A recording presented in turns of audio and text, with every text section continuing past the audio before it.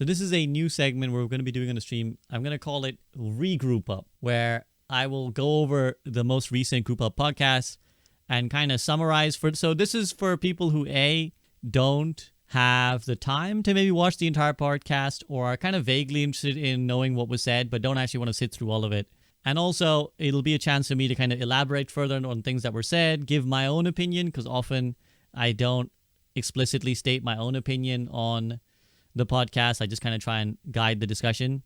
So this is going to be me looking back over the thing, summarizing what was said, analyzing a few points, maybe pointing out where this was bad, this was good, and then also trying to give my opinion where it's relevant. So obviously we had introductions, and then I asked the guys big picture thoughts about Mauga. So big picture thoughts, basically they kind of all agreed. He's very, very strong. Essentially, they've all been doing unranked GMs on Mauga. They've all succeeded. None of them really lost too much. I think Boger won, like he said, he won 10 games in a row. Sam won 34 games out of 35. So they're all kind of farmed on the hero. And they all kind of say that basically he's just the best tank by far.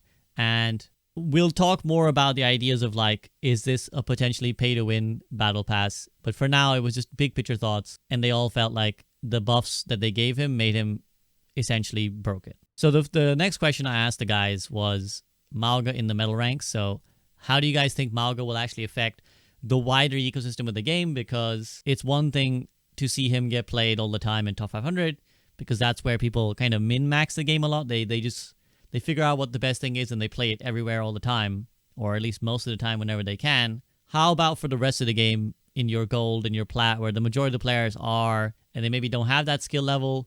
Also a question about, again, the battle pass. Do they have Mauga unlocked yet?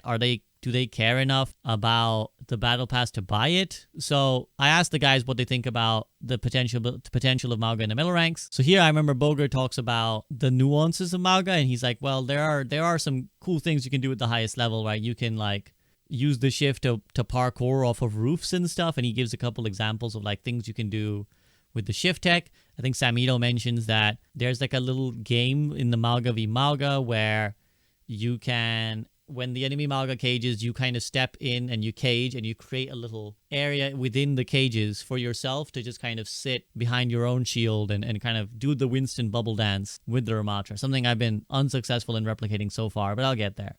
Right, so I think Samito here talks about the fact that there isn't a lot to the Mauga skill ceiling. Like you kind of, once you understand the very basics and you know how to shoot, you basically got it. Like you basically know what you're doing.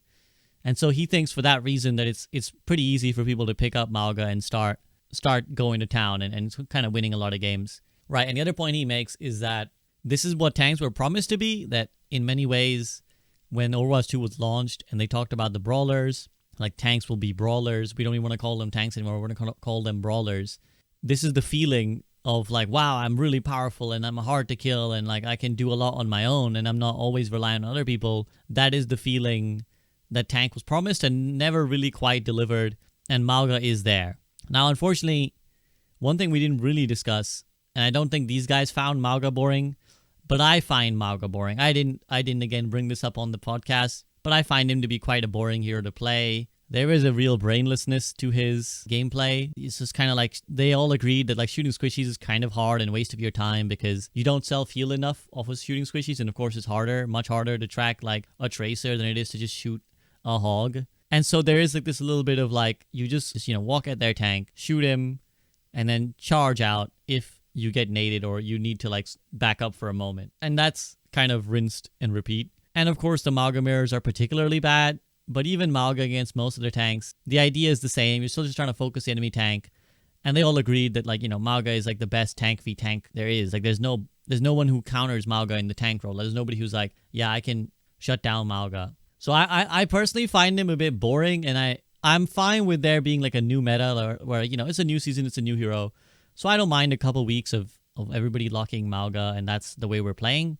But I'm not sure I really want Mauga to be a particularly meta or viable tank. I don't think his skill ceiling is very high, despite the fact that he's shooting, just because unless they change how his like damage works and his range works, most of his shooting is just dumped into the enemy tank. So if we're gonna do something, make it so that his shooting at long range against squishies is more accurate and more lethal. but his spam against tanks is worse. Like, that's something they need to think about if they want to make him a more skillful character. But until then, he's pretty brainless, pretty boring.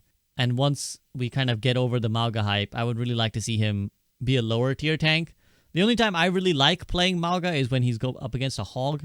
Hog, I feel, has very little counterplay for most tanks, whereas Mauga, it just kind of farms him. Like, you don't really kill, like, as Hog, you don't really kill Mauga. Even if you get hooked, you can just use your E, your regenerative thing, and just start spamming him. Or you can always charge out if you need to. So it's actually pretty easy to deal with Hog. The only time you could possibly die is if they whole hog you in the cage. But even then, if you have your E, your lets everybody riot, you can still kind of out DPS even a whole hog. So yeah, that's the only time I will justify the mass picking of Mauga, is to go farm a hog, because it's a necessary evil. Right, so the next thing I asked specifically Yeatle about, because one of the things Yeatle mentioned is that while Mauga is here, I think Mauga is deciding compositions these days. So I asked him, because he made a video, and it's a really, really good video, it's one of his most popular videos, about compositions.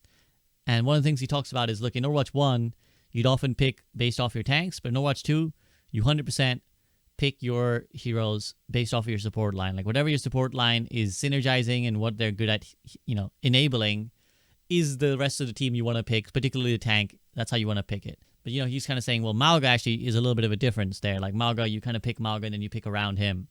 I asked him specifically, like, well, does he change things fundamentally? And if so, like, what's going on? Does this still mean that, like, supports are strong? Or is this like a, well, now the tanks are deciding everything moment? But yeah, I still think that, like, the support comp is very important for, like, deciding what you do as tank. Because how I see it is, like, what you can do as a tank depends on what your support lineup is. So, for example, again, like, if we have the Ana Kiri and they're playing the shitty Moira Mercy, then I can hold W a lot harder, or maybe, like, play more of a poke style, more brawl style, like if we're Lucio Moira instead. So I still think that holds true. He's going to mention that basically the cage fight he thinks is uber strong, like too strong. And these guys kind of go back and forth about, I mean, they all agree, but they kind of elaborate more about, yeah, it's a bit too much. It kind of like, it's a giant shield. It traps people. It's like really, really powerful. We'll see. I think we shouldn't necessarily complain, because I've seen a lot of complaints in the past about, like, tank ults are just shit now. Well, if there is one that's very good, it doesn't necessarily mean it's needs to be nerfed per se. I do think that one element of the cage fight that needs to be looked at is what you can do when you're inside it. I think characters should still be able to do more things inside it. It's a little bit nuts that, like, a lot of characters just kind of die. Doomfist is a great example, but even Tracer just kind of dies, can't blink, can't recall. Mercy can't Guardian Angel. There's not really anything you can do once you're in the cage fight. You might argue that the counterplay is to not be near enough to get cage fought. Especially as a Doomfist, I think, especially as a tank, you should be able to do things, because you're going to be the one who's going to be fighting the enemy tank. So Ryan as well, Samido suggests that Ryan should be able to be, like, pin the Mauga against the edge of the cage. Even if he can't pin out, at least he should be able to pin against the edge of the cage so that he has something he can do, which I agree with. I think that if they're going to nerf cage fight, then they should nerf those aspects. I don't think the fundamental idea needs to be changed for now. That I reserve the right to change that opinion should we get more experience with it. But for now, I'm fine. Next, I asked them about Mauga's balance, because a couple weeks ago when they launched Mauga and they nerfed him, and then they buffed and then they nerfed. In the interim period where they nerfed, everyone was like, this hero's dead. Everyone on Twitter and stuff were saying, like, this hero's awful now. Nothing's going to be done. And I know Yeatle was grinding Mauga in quick play the entire time, and he was saying, yeah, like, this is really bad for the hero.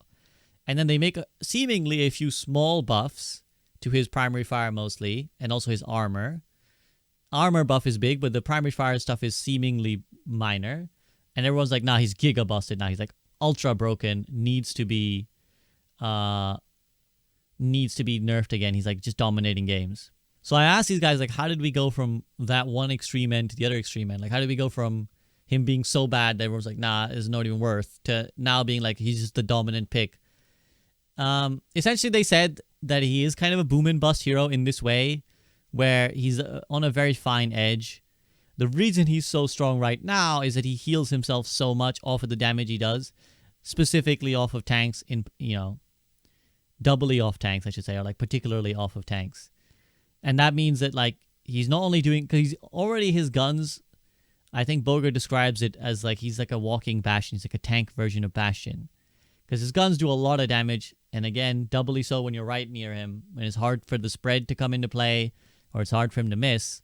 He's already got a high damage. Combine that with the fact that when he damages, he heals himself off of it, plus his Everybody Riot, means that you're now got a tank who's got a hugely high damage output and doesn't die.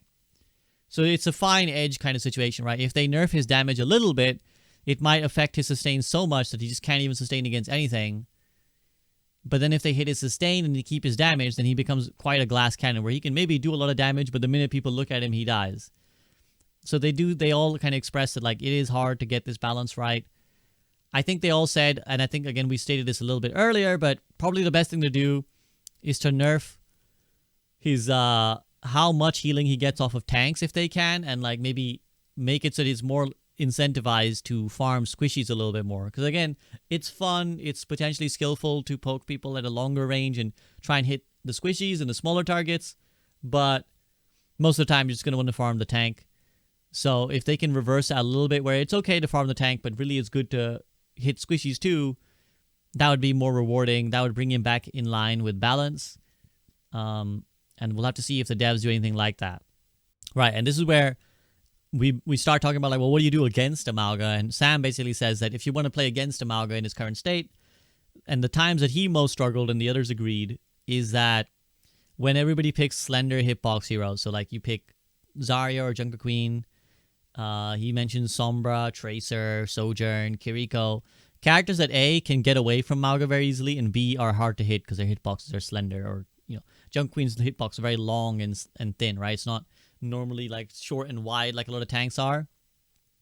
So if you do that, it cuts his ability to heal himself a lot, and you can obviously go ahead his backline a lot more easier. So that's what the way to currently beat Mauga is. We'll see if that evolves with his balance.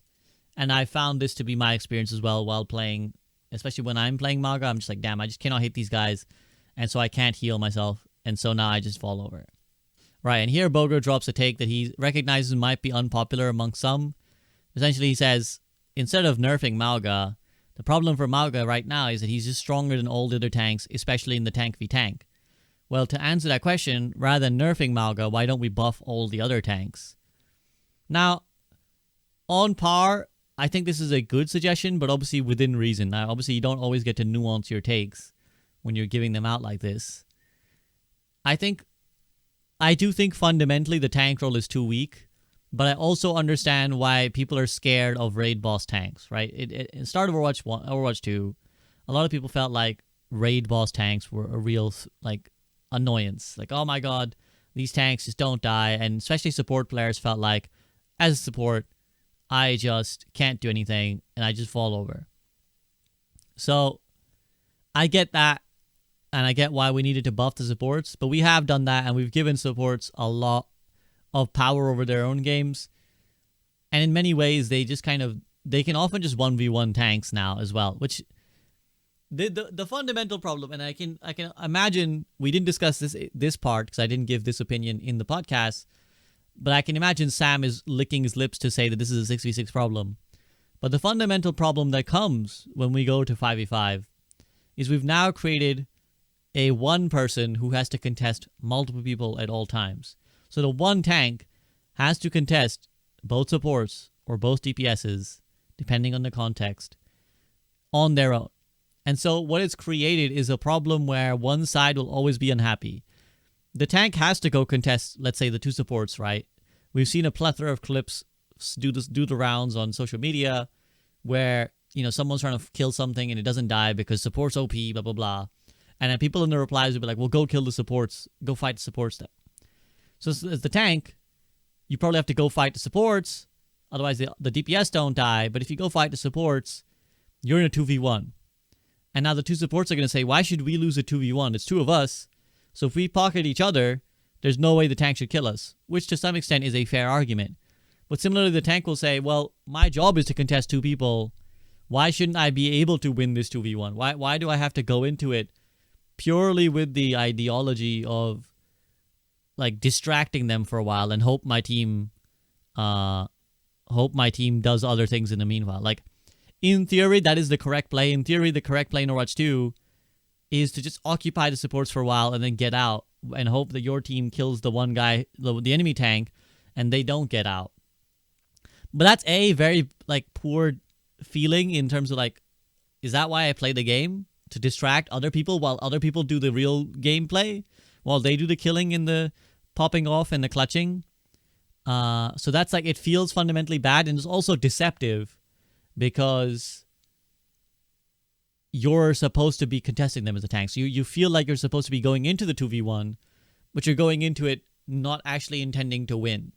So I do think this is a fundamental problem with Overwatch 2, and will probably forever bounce between these two ends where either the tanks are winning the 2v1s and support players are unhappy because they're like, well, what do I do if the tank can beat me 2v1?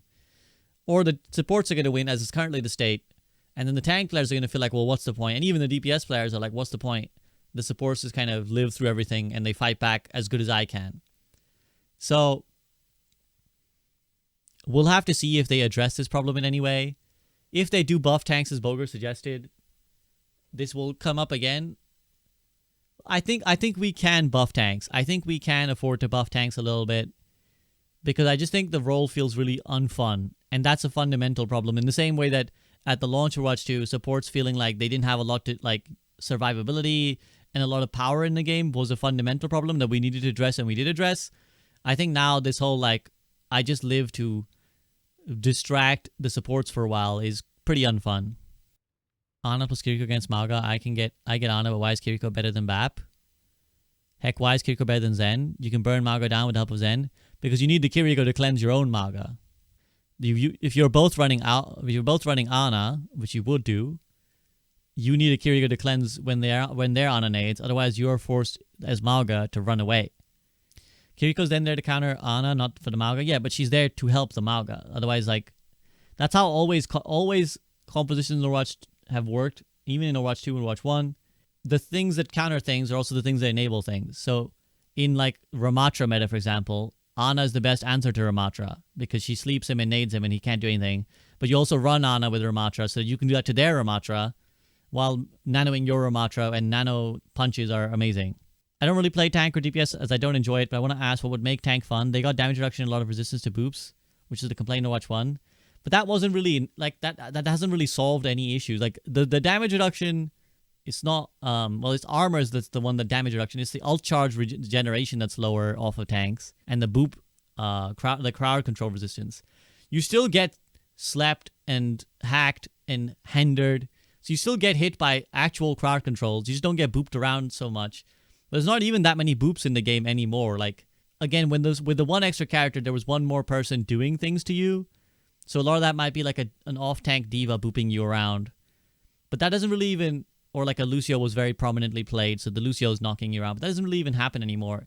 So mostly you've lost an extra person to absorb all the cooldowns in favor of a few minor, like, things to help that, like, don't actually cover the distance, right? Like, the boop resistance doesn't cover that. Instead of a diva potentially eating some of the crap, you are now eating all the crap. So the next thing we talk about is Mauga pay to win? So this is the fundamental question of, by putting heroes in the battle pass and then releasing one that's so strong as Mauga is and defines the meta in some ways, is this a pay to win mechanic? Have we created a monetary advantage for having the battle pass versus not? I think everyone kind of agreed that it's not a deliberate ploy from the devs. It doesn't seem like it was an egregious decision where they're like, so obviously this hero is broken. And as we said, it's like a tough balance to get this right with Mauga because he's a tough hero to balance. But there's definitely a huge advantage just having Mauga in your pool right now and being able to pull him out of the battle pass. And I kind of asked them about, like, well, how strong should new heroes be when they release? Because we've had, like, Lifeweaver, who was, you know, maybe one of the worst heroes we've ever seen. And now we've had Mauga, where he's, like, really strong. And they kind of felt like, actually, like, you know, release Kiriko was probably stronger. Obviously, release Sigma, release Brig. They kind of, we talked about, like, who has been some of the strongest heroes on release of Overwatch. So they kind of said, you know, release Brig, release Sigma, release Kiriko are all better or a comparable power. But it is different when it's a tank, because unlike when Kiriko was launched, she doesn't necessarily feel as oppressive in the battlefield, even if she is, compared to Mauga, right? When Mauga's running around everywhere, you feel it and you see it a lot more than Kiriko. And again, that's where like the tank's presence is more overtly impactful. So they did kind of feel like we do want heroes to be strong, and I think personally, it's okay for the hero to be kind of busted so that people want to play him, but in quick play for the first couple weeks before we head into comp, right? Because usually you can sort of see a hero launches in quick play for 2 weeks, and then by the time comp comes, we give them like a patch to kind of bring them more in line with maybe what makes sense. And other games do this a lot. I used to play a lot of Hearthstone Battlegrounds. I don't anymore. I've actually moved on to Warcraft Rumble, so like that's my new mobile game that I play. But in Hearthstone, they used to do this all the time, where they would just like release a new tribe, as they're called in Hearthstone, like a new card type, basically. And it was always busted. It was always giga busted. So like for the first week or two, it doesn't matter what situation it is, you're just trying to hard force that tribe. Like it doesn't matter even if like you're getting the opportunity to pick a bunch of minions from the other tribes, just hard lock the new tribe and force it, and it'll win. It'll probably win. And then 2 weeks later, once everyone's kind of gotten the hype of the new thing, they would have clearly they had a patch ready. Like clearly they had what was the real patch ready all along. And it was like much more in line, much more fair, and workable. I think Overwatch can essentially do that, but just with quick play into comp, right? Where I don't mind them dropping it. Like I would have preferred them to drop Mauga in this state on launch when they put him into quick play, and then nerfed him to some degree before throwing in the comp, because that's where again you're gonna have these questions of pay to win. Now, of course, as I spoke to Jared in the previous Group Up podcast, they said that it is their quote unquote goal to make it that heroes should be available on launch, right? Like they said, we want all the heroes going forwards to be freely available to every player on launch. Now, again, it was a little bit of guarded language, which I totally understand. Like he's not going to commit to anything just randomly on the call. So it's a little bit guarded language about what exactly that means. Does that mean that free on launch? Does that mean that everybody gets them permanently? Does that mean they get them for a little bit of time so they can play them on launch? Is there some hybrid there? What does that mean? But I think as long as the heroes are even vaguely unplayable until you have X thing, you're going to create a problem of pay to win. And even generally, it's just boring to feel like I have to pick this hero, right? It's like feels boring to be like I have to pick Mauga or I'm going to lose or I'm at a disadvantage. So I think the better system going forwards when they do release heroes is make them busted. I don't mind. Make them a little bit busted when they launch because, you want the hero to be exciting. Plus, everyone's already bad at the hero, so they need to be stronger than their ordinary power level while people get used to the hero and understand the nuances of the hero. And once everyone's like, okay, this is what you do in this situation, blah, blah, blah, you tone it back. You bring it to a more sane power level. And then you let kind of people figure out where the hero's power is and like what the intricacies of the hero are. So here's this is where I brought up the point of Jared in the call with him, the executive producer of Overwatch, talks about quick play is the game for us. Like the majority of players play quick play and they play it dedicatedly, right? And we view quick play as a serious mode. Like yes, comp is comp, but in our mind, comp is simply the mode where you get feedback about your rating, but quick play is also equally serious, just minus that. So if we do the quick play brokenness, will that affect the experience of players in quick play? Like, is it fair if we view that as the real game, quote unquote? Is that fair?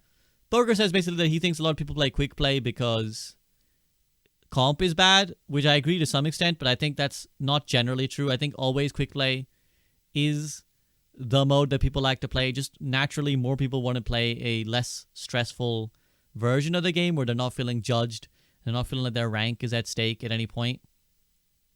But undoubtedly, if they made improvements to comp, more people would want to play comp. But regardless, I think I still believe that maybe 2 weeks of busted and quick play, and then we can throw the hero back into a normal power level before we throw them into comp. The other thing about comp is that it's not just a chance to play seriously. For some people, it's genuinely their like career, right? Like getting to a certain elo can help you with pro play, like getting to a certain rank can help you with pro play, can help you get noticed. Or even as content creators, it can be helpful, right? Like content creators often need to be GM top 500 so they can be like taken seriously. So like you are affecting people's livelihoods to some extent. So you can't like, you don't want to fuck around. It's not just the fun experience now. You're fucking around with people's like actual lives. So it is like something you got to be careful with. It's not like, you know, screwing up the rank system that way.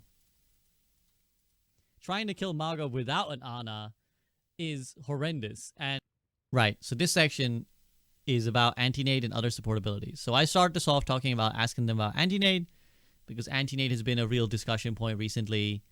A lot of social media is turned against Ana, it feels like, and they want anti-nade in particular nerfed. They feel it's too powerful and too uniquely singular an ability. Like, it's just like this one thing that only Ana has that nobody else... Well, Junk Queen can do it, but realistically, nobody else really does it. Now, I said... We're going to get to some Ana haters in the call in a second. I said that I think people should be careful about what world they wish for. Like, yes, we can nerf anti-nade, but the argument of like, hey, we need anti-nade to be nerfed because look at what it does to Hog, look at what it does to Mauga. The flip side of that is what I'm concerned about, which is what happens to Hog and Mauga in a world where anti-nade doesn't exist. How do you kill a Hog or a Mauga when anti-nade doesn't exist? Because already both those characters are like super hard to kill. Let's say they nerf Mauga, still Hog remains. I still maintain Hog is like giga busted, and if it wasn't for Mauga's launch, he'd just be taking over. Like, he was the dominant pick at like high elo ranked until Mauga launched, and now Mauga probably is that. But what happens to these heroes if we don't have anti-nade? So I think we got to be careful of the world we're wishing for. I do think we can look at the symptoms of why anti-nade is so frustrating and why it gets used in the way it does so often, which is that a lot of Anas are able to just brainlessly chuck their cooldowns at the tank over and over. I think a lot of that comes from the support passive because Ana in Overwatch 1 always needed to consider holding her nade, especially in certain compositions where you're like, I know they're going to come for me, right? I know they're going to get at me. Plus, I do think this is where the Kiriko effect really feels prominent. Because in Overwatch 1, the only time you could really reliably say, like, okay, the two supports are going to keep each other alive was like Ana Brig. And again, I can imagine Samido somewhere, if he was ever to listen to this, would be like, look, this is what broke Overwatch, right? He made a whole video about how these supports broke Overwatch post, like, you know, once they started releasing Moira and then Brig and then BAP, it got worse and worse, right? And so to finish the point I'm trying to make, not only does Ana have the ability to be like, I can chuck the nade because my support passive will heal me, because I can, you know, let's say somebody dies me or somebody pokes at me, let's say a hit scan pokes at me from range or a tracer starts getting at me, I can hide for a second and now my self-healing passive is kicking in, and, you know, in a second or two I can peek back out, take the duel again, and I've got extra 30, 40, 50 HP that I didn't have. Or I can even just play super safe. If it's just a sight line that I need to ignore for a bit, I can just play super safe for like 5-6 seconds, and then I'm back to full HP, and I can throw my nade again and try and nade their tank and win the fight. On top of that, supports just peel for each other so much better than they ever did at like early to mid Overwatch 1, right? Until like Brig launches in particular, but even once Brig launches, that was like the only real situation you could say, yeah, you're not going to kill that. You would have to have Lucio originally peel for other support. Like, Lucio would be the guy who peels for Ana. But that's like again, that's like, you can see already if you understand the game how less effective that is. Because healing output is shit. The best he's doing is like booping around the people trying to get at the Ana and trying to kill them himself. Whereas Brig packs, instantly healing plus healing over time, you're not dying. Kiriko through a wall, teleport, Suzu, that thing is not dying. BAP as well, Lamp, regenerative burst, that thing is not dying. Iliari, again, the pylon can make its own problem where like the pylon, like you need to kill the pylon to kill the two supports, right? So like, and Lifeweaver just doesn't die himself because he's got so many evasive moves, and then, you know, at any moment life grip and that thing is gone, compared to like a Zenyatta, right, where it's like, okay, the Harmony Orb is not going to heal you enough to keep you alive, and maybe you can just kill the Zen then, right? You can just kill the Zen if the Harmony is the only thing keeping the Ana alive. or again, Lucio we mentioned, and Mercy. Mercy does keep the other support alive very well, but then again, leaves Mercy very vulnerable, where it's like, well, now I can just go at the Mercy. If I force the Mercy to come back and heal the Ana, I can potentially go at the Mercy now.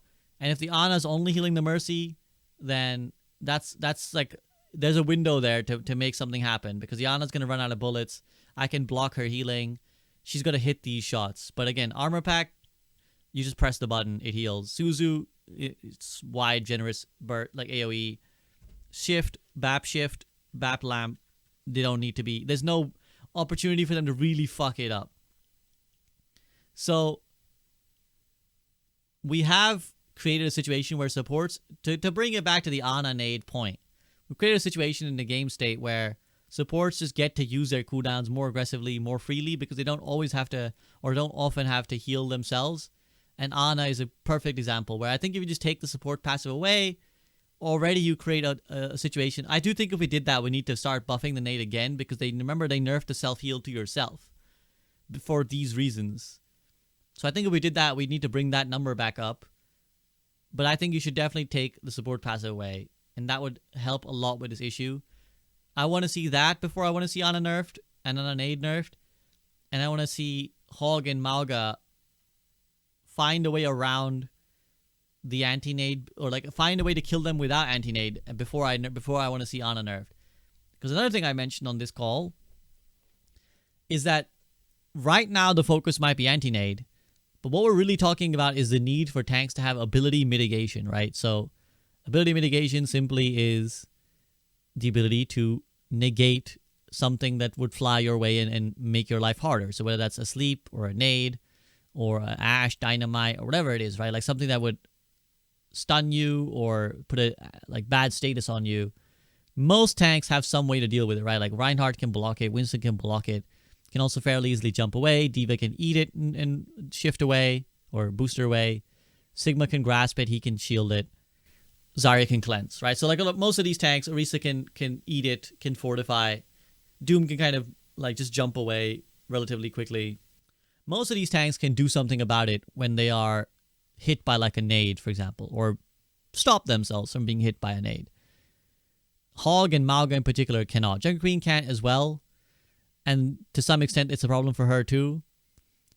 But in the future, right now we might be talking about anti-nade, but in the future they'll make some other ability that needs to be mitigated, right? Like some other character will be given an ability that a X tank just cannot deal with. So I do think another fundamental problem that they should really, really think about before they try to keep making these sort of band-aid solutions of like, well, let's let Hog cancel his own vape and keep vaping uninterrupted. What are you going to do about tanks that don't have ability mitigation? Like, do you need to give every tank the ability to mitigate something? I think that could be is a potentially a realistic thing they need to do. It wouldn't necessarily be super hard. You just need to tweak some of the things around to give tanks like a cleanse or some way to resist such a thing.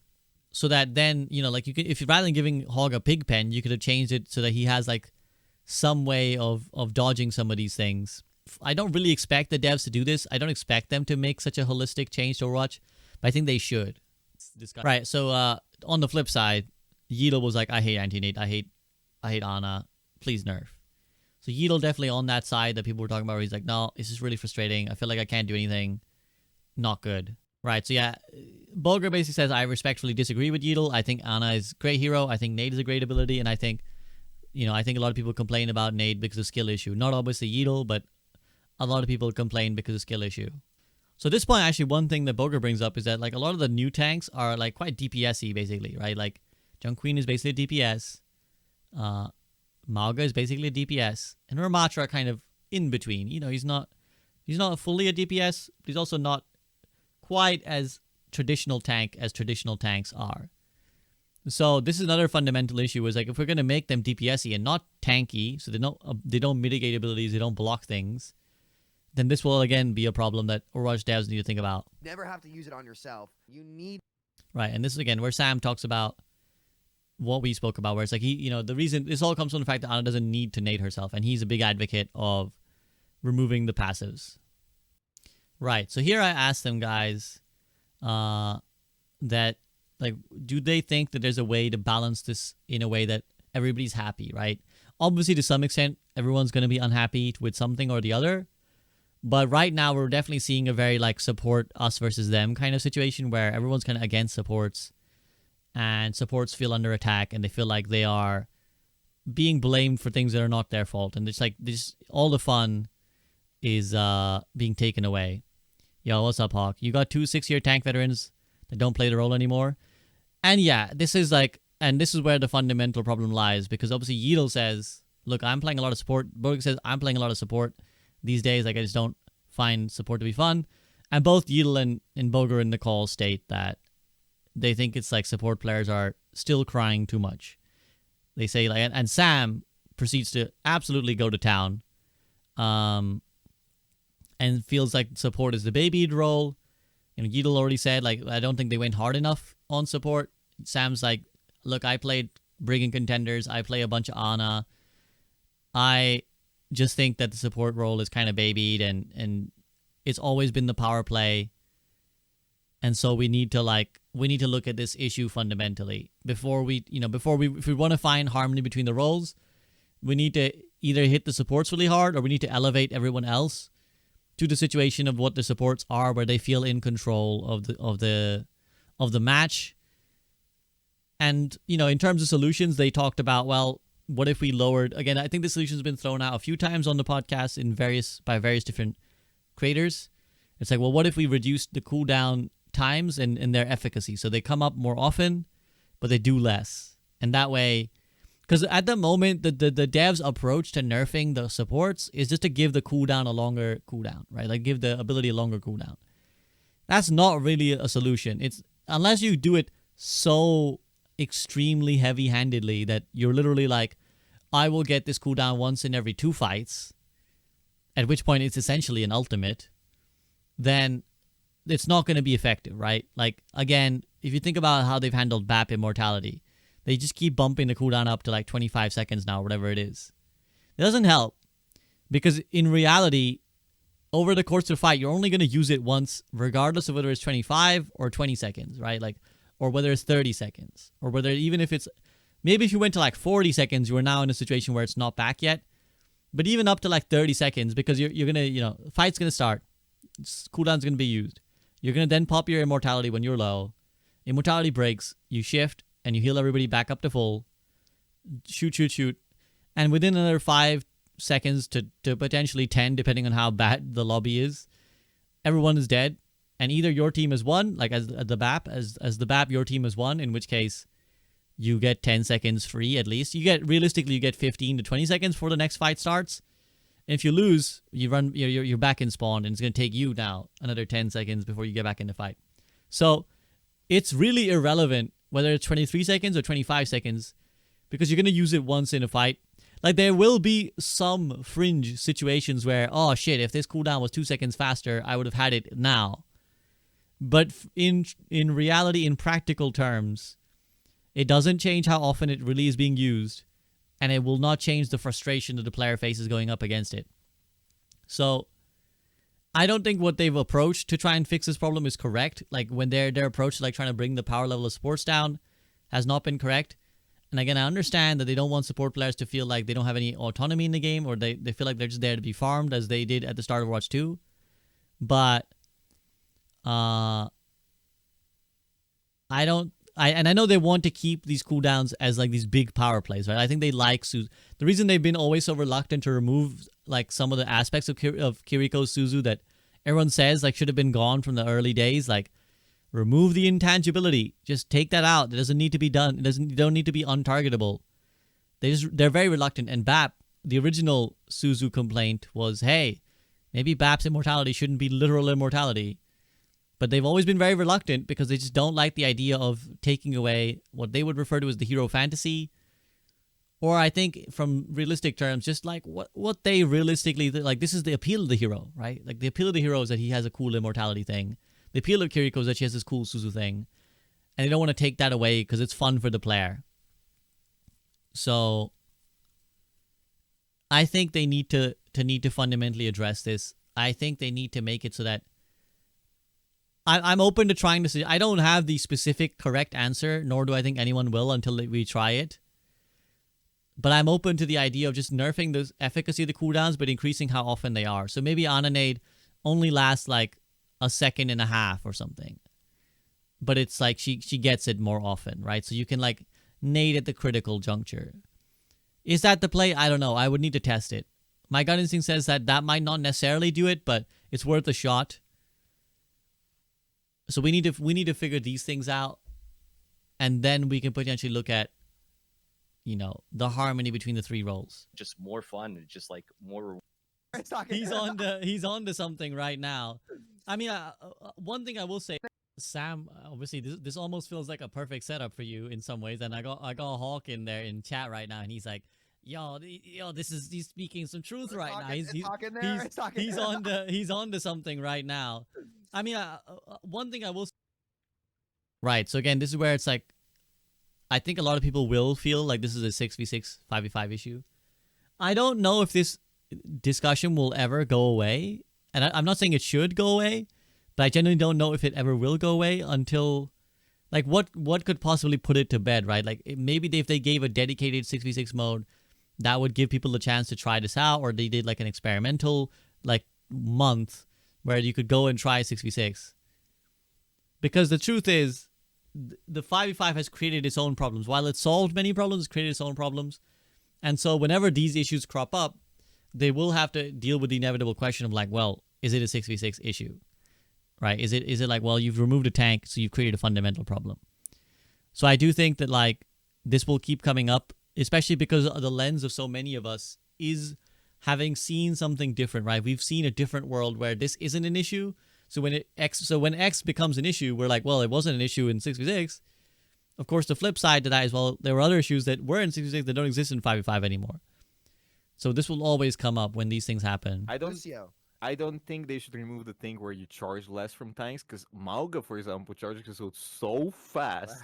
Right, so here we're talking about passives, and again, if like, is removing the passives part of the solution? And I think all of us feel like the tank passive can go, apart from like the getting reduced ult charge. I don't think the boops are necessarily it, but we can figure out other solutions for the heroes. In some ways, what we did, version has begun. Sam, is this brainwashing from Samito? Gibraltar, like the main issue with 2CP is most of the time you had. Here we start talking about 2CP, and I can't remember exactly. I think the reason we start talking about 2CP is because one of the things that these guys were lamenting is that a lot of the tactical battles that they remember from Overwatch 1 are gone now, where you're trying to like, so for example, Yeetle obviously being a Wrecking Ball player, and Samito mentions for Lucio players too, booping someone off of a position was often a huge play in of itself, right? It was like, that in itself was like getting a kill. Maybe even better, because it might get multiple kills for your team. The nearest example I can think of this nowadays is Dorado Defense Point 1, when sometimes you'll see Anas and stuff, and maybe like an Ashe or something on the high ground to the left, right? Like, you know where the payload is moving? There's a high ground to the left, and that's where usually people sit and they spam at you from up there. And that you should do this in Overwatch 1, and you can still do this now. If it's a Wrecking Ball, you come from behind over the stairs, bonk, knock them down on the low ground. And now these characters that were relying on their high ground to be able to win are now like low ground and they die. I think one issue that we haven't, like, we're talking about this, we didn't really talk about this in the podcast, but something to mention now, and this is where accusations of power creep will be relevant. A lot of the heroes now just fly right back up. Like, if you think about supports, like often the two characters you would kind of be most keen to do this to would be like tanks and supports. DPS have generally been quite mobile as it is. So you knock like a tank down, okay, they're not getting back up. You knock a support down, they're not getting back up. Now tanks have that boop resistance, so they're not getting knocked down at all. Right? They're barely going to move.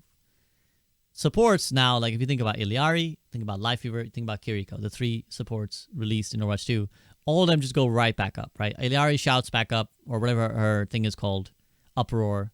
She uproars back up. Lifeweaver pedals himself back up, and Kiriko just teleports back up, or she can wall climb back up. So there's that element already that we're maybe living in a different game world where even if we went back to a 2CP situation, it wouldn't be relevant. But one thing that they talk about is, like, again, in a 2CP situation, this would happen a lot. So for those who don't know, There's like, for example, a map called Temple of Anubis where there was like this one large platform area. Because it was 6v6, you'd often get these like teams just stacked up on this platform, and the only way to get to them was like these two little window choke points where you could go left, you could go right, but if you go left, you still have to come through another choke before you can fight them. And similarly, if you go right, there's still another choke on the right. And so you would get these like situations where these entrenched bunker comps are set up with the one goal of hitting this one area, and a big play was to go around and knock them off. So that has been lost for sure in Overwatch 2. And the tank passive, one of the reasons we brought that up is like, well, now you can't, the characters that relied on booping things as value can't do that anymore. So Lucio Ball, for example, can't do that anymore. And so we start discussing like, well, is 2CP something we could bring back? I think we could. I think it is more feasible in Overwatch 2. One of the primary reasons for removing it was how bunkery, like how obnoxious bunker comps were. But they don't exist in Overwatch 2. Like, you don't have bunker comps. Shields have been reduced massively. You don't have two tanks to stack shields. So even if you were to put like a Reinhardt on the high ground and someone behind him, it's not, the shield breaks very quickly. The characters have more mobility nowadays. You can kind of ignore it, flank it, kite it.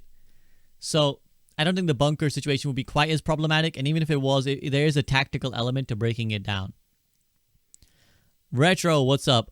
Says, I'm just in the camp that for the next big change for comp should be giving all the maps the Gibraltar treatment, considering we played practically the same maps for 6 years with minimal changes.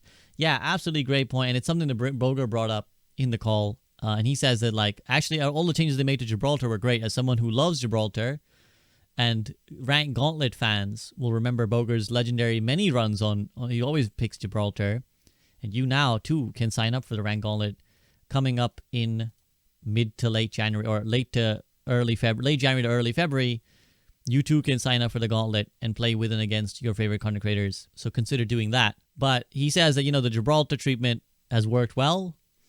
So if they did that to 2CP, for example, those maps would be a lot more viable. Now we know that they're coming up with 5CP. So the next game mode is 5CP. And they're reworking Hanamura, a 2CP map, into a 5CP map. So maybe that will be the future of the 2CP maps, is that rather than getting them back in their original form, we get them back in this new form as a new game mode. So we'll have to wait and see what Hanaoka is like. If it's fun, if it keeps those elements of 2CP while being fairer, well, that would be great. Sign up for the Rank Gauntlet, guys. Go play. I'm going to try and get all these guys to play. One thing that was mentioned here is that, like, oh, well, people whine about everything. Like, they were whining about 2CP when it was in the game, and now they want 2CP back. And I think, again, a fundamental point that I kind of brought up and I want to bring up again, which is just that it's okay for us to change our opinions. Like, it's okay for you listening to change your opinion if the circumstances change or you're given a different experience and you're like, oh, shit, actually, I realize now that this is different than what I thought it was. And like, it's okay to change your mind. People try to use that as like a gotcha a lot, where they're like, oh, well, you guys said you didn't like 2CP, and now you're saying you like 2CP? What's going on? Well, it's just different circumstances in Overwatch 2, right? The whole situation is different for reasons I've already gone into. So it's okay to be like, actually, now, having tried Mauga, I feel differently about Mauga. And a lot of, at launch Kiriko, we all thought, man, this isn't too bad. When we got like one day of her at the Content Creator Summit, we got like I didn't even get to play any Kiriko. I was duoed with ML7. I remember when they were like, here's a bunch of PCs, go play on them, and here's Kiriko. And I was like, at the time, this is how long ago this was. This is when I got my fake cancellation thing. So I was like not even necessarily going to make or watch content ever again. So everyone was keen on farming some Kiriko gameplay, but I was like, I don't give a shit, man. So ML and I were hanging out a lot in that Creator Summit anyway, so we duoed. And I just let him pick Kiriko every time. And everyone who played Kiriko was like, yeah, this is actually pretty fair, feels pretty balanced, I like it, seems hard to hit her shots. So we were naive. We got to play it for like a couple hours. And we were like, it doesn't feel too bad. But, a week of Kiriko, everyone was like, uh-oh, this is bad. This is bad for the game, guys. Like, I don't think this is fun. I think this is really unengaging. People are going to be mad. So I think it's okay, TLDR, for us to change our opinion based off of circumstances. Here is where we talk about the hero ban situation, because Yeatle specifically asked about this. I wasn't going to bring it up, but Yeatle was like, what do you guys think of the hero bans that, the devs, for those who don't know, the devs have been apparently internally testing the idea of hero bans. and even the idea of limiting the number of swaps you can do. So keeping some sort of coin currency so that you can only swap like 3 or 4 times, let's say. I think Yeetle basically was in big favor of hero bans. He's like, I want to try it just so that we can maybe create more flexibility. And I'd love, for example, to try playing Havana without a Widowmaker in the lobby, like ban Widowmaker and see how that map plays so I can try it differently, etc., etc.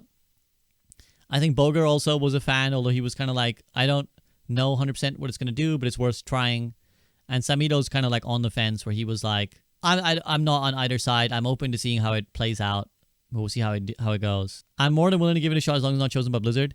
Yeah, what we got was not hero bans. So I really, it's a big pet peeve of mine when people say that we got hero bans. Like, that's like wildly inaccurate to say. That's like the meme of like, we have a McDonald's at home, right? It's like, no, we didn't get hero bans. We got hero rotations, like hero pools that Blizzard chose randomly, sometimes by a cat, were locked in for the entire week. Zebra wouldn't be able to play anymore. I'm not going to get into the whole discussion of every single time hero bans are mentioned, which is another reason why I didn't want to bring it up again, because sometimes the guests bring up these arguments and I don't have the patience to go through there's like every time someone mentions hero bans, it's like a cycle that has to go through where it's like, you mention hero bans, someone's like, we tried hero bans, and you have to address like, well, no, it wasn't hero bans, it was hero pools. Someone's like, oh, Zebra wouldn't be able to play anymore. Well, it's very easy to just make it so you don't see their profile before you vote on the bans.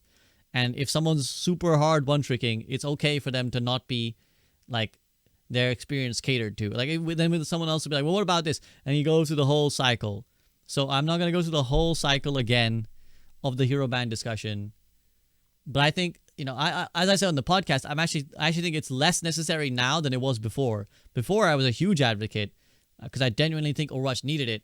Now I think it would still be good, but I don't know if it's needed as badly as it was.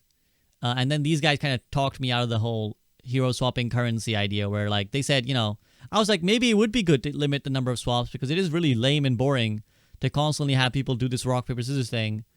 But they rightly pointed out that, like, it would probably just end up being more frustrating to be eventually locked into a hero rather than being able to swap. Like, yes, swapping all the time is bad, but swapping a little bit and then getting finally locked into something and potentially locked into a bad thing is bad. And I can agree that it's bad and worse than if you had started with the knowledge of what you were doing. If you are locking your hero at the start of a game, which again, I think would be an interesting experiment, but now it's too far gone for Overwatch to ever do that. You are doing it with the knowledge. Again, in the normal traditional draft, you're watching both teams draft. You're watching what everyone's picking. So you're not just like blindly running Pharah against like every hit scan in the game or whatever it is, or the opposite, right? They've picked Pharah and you've picked Junkrat May, and you're like, GG. You're kind of watching the picks unfold, and you're like, okay, they're doing this, so I'll do this. So you're doing that with knowledge, whereas like, I can understand, like, if you did the swapping currency mechanic and eventually you exhaust your swaps, and now you're in like a really bad situation, that would suck. So I think there's a world where it is tactical, where you have to kind of hedge your bets and not necessarily burn all your swaps and try and play out like, what is, okay, I might be a little bit countered here, but it's okay, it's playable, rather than trying to swap again to a thing that will be even more countered. I also don't know why. One thing that I thought about after the podcast, which I didn't, like, you know, I'll bring up now. It's so funny to hear the devs say that they want to do something about swapping, but they still refuse to remove the alt charge transference thing. Like, they are literally super obstinate. And this goes back to, again, you know, how they are obstinate about not removing immortality, about not removing Suzu. For whatever reason, they're like super obstinate about not removing the alt charge transference. Like, if anything, it should be the other way now. I think if you're going to disincentivize swapping, an easier way would be to go and lose alt charge if you like some even further, like, you know, your costed future alt charge, right? Like, not just go down to 0, but maybe you lose some. And that would definitely disincentivize mass swapping, right? But even just bringing them back down to 0 would help. Whereas we don't do that at the moment. We at least let them keep 15. So I don't know why they are maintaining both ends of the argument at the same time. We're going to let you keep some alt charge, but we don't want you to swap. Like, what? So much. So yeah, we kind of talked about the idea of like general format changes. And this is something they've mentioned in general, where they said that they're open to changing the format of Overwatch quite fundamentally going forwards. And Jared said this to me himself, where he said that actually like we did with the quick play thing. We did the quick play thing where the respawns are quicker, and you respawn with your team, and that's been good for them internally. So they're kind of looking at these kind of ideas a lot, and I'm very open to it. I think all the guys were open to it, where they're like, yeah, let's see what you got. Like, let's change it up. And Boger lamented they basically we don't have enough silly things in the game. Like, there was a creator patch back in Overwatch 1 where if Lucio beat dropped on someone's head, it would kill them instantly. And that was just for like a fun meme patch, but they never put it in the game. And he's like, stuff like that needs to go in the game because it's fun, it's silly, and it's what drew everyone to Overwatch originally. And I agree with all those points. Like, I think those are all, silly things that add entertainment to the game. I think the line for me personally between like what's silly versus what's just dumb, right? Silly being fun and dumb being like unhealthy, is that it's like it should cost some sort of risk to you. So like the Lucio beat drop is example. It should be at some risk and at some skill. So while it's silly that the Lucio beat drop on your head kills you, it A, requires the Lucio to have some skill, and B, it's like a real risk that he's taking to be like, I need to go and beat drop on that guy's head. Like, you already see Lucio's Ajax their beats a lot, or you already see Lucio's lose their beat mid-cast quite a lot. So to add another level of risk is like a payoff. And same for like the Reinhardt Shatter thing, right? It's like shattering someone with a headshot is like a specific thing you got to aim for. And Shatter already is pretty risky. So you're kind of getting a fun payoff for something that's risky. Whereas like, I hate to keep beating the dead horse, but like, Kiriko's step is not risky. Like Suzu is not risky. There's no bad way of doing this thing. We need to potentially add those kind of silly things. Right, so this was Sam talking about the Mercy skin situation. So the rest of the segment is like Winter Wonderland, which basically all of us are a little bit underwhelmed by. It's a little bit like Boomer. We're kind of like, we've been here, we've seen all the events, it's the same events that we've seen before. So we're just kind of jaded with it. Like, it's nothing really super exciting about the new events. At least the Halloween one had some cool new stuff, but the Winter Wonderland doesn't really have anything new. So yeah, I don't think we didn't really have anything super enthusiastic in terms of like thoughts to say. And, I think it was mentioned that like, well, a lot of the events have come down to skin releases, which is just how it is in a free-to-play live service game, right? Like, it's all about the skins rather than anything else. Yeah, I just think that, it would be nice if they did more unique, fun things for the events, but I'm not super bothered if they don't. Like, it's not going to change my experience fundamentally. I care more about the core game, but something to think about. And then I just asked them concluding thoughts. And again, nothing super spectacular here, nothing that they're just like kind of all waiting for the next season where the comp rework, hoping for some cool collabs potentially, and some nerfs to Mauga. So yeah, I kind of stand in the same spot. I think there's probably something. There's always something interesting and fresh that comes partway through the season. We've got Hero Mastery, obviously, but I'm sure something will come through, whether that be a collab or a mini event. But at the moment, it is a little bit stale. I think the comp rework will be the bigger shakeup. So that concludes this episode of Regroup Up, where we go back over the podcast. If you've enjoyed, like and subscribe. And if you're listening right now and live on Twitch, drop that sub. Let's get to Partner Plus, guys. Help me get to Partner Plus.